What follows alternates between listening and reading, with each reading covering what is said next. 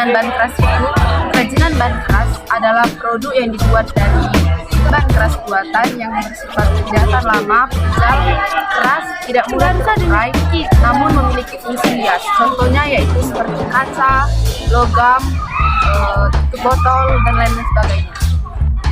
Baik, jadi pada kesempatan kali ini saya akan membahas apa saja sih produk yang bisa kita hasilkan dari bahan keras. Nah, jadi produk yang bisa kita hasilkan dari bahan keras itu, yang pertama itu ada kayu, yang dimana kayu bisa kita manfaatkan sebagai mebel. Yang kedua itu batu, yang dimana batu bisa kita ubah dan kita gunakan menjadi patung hiasan. Dan yang ketiga itu logam, tembaga, dan emas, yang dimana itu semua bisa kita manfaatkan sebagai aksesoris atau perhiasan. Jadi pada kesempatan kali ini saya diberikan waktu untuk menjelaskan tentang motif apa saja sih yang dapat digunakan pada kerajinan bahan kayu. Motif yang dapat digunakan pada kerajinan bahan kayu itu sungguh sangat banyak dan ada beragam. Tapi mungkin di sini saya akan menjelaskan beberapa bagiannya saja. Sebelum sampai kepada motifnya, ada dua cara untuk membuat motif pada kerajinan bahan kayu. Cara pertama itu adalah dengan memahat, yang kedua dengan cara mengukir.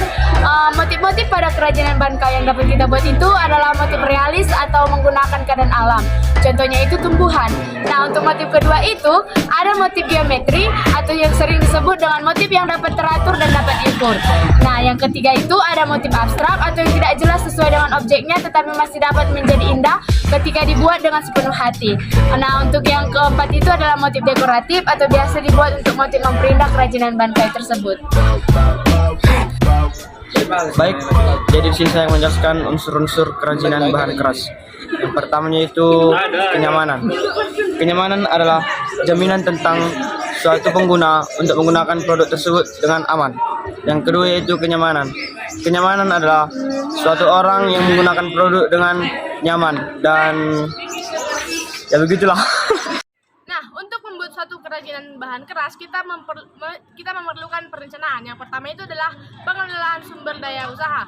Dalam pengelolaan sumber daya usaha ini, kita harus memerhatikan 6M. Yang pertama itu adalah man sebagai manusia. Yang kedua itu adalah mesin atau cara kerjanya. Yang ketiga itu adalah material atau bahan yang kita gunakan untuk membuat kerajinan. Keempat itu adalah metode atau cara yang kita gunakan. Dan kelima itu adalah market atau pemasaran, dan yang keenam itu adalah material atau bahan yang kita gunakan untuk membuat suatu usaha. Lalu yang kedua itu adalah menentukan fungsi dan kualitas kerajinan yang kita pakai. Dan yang ketiga itu adalah yang paling penting, yaitu menentukan segmen pasar.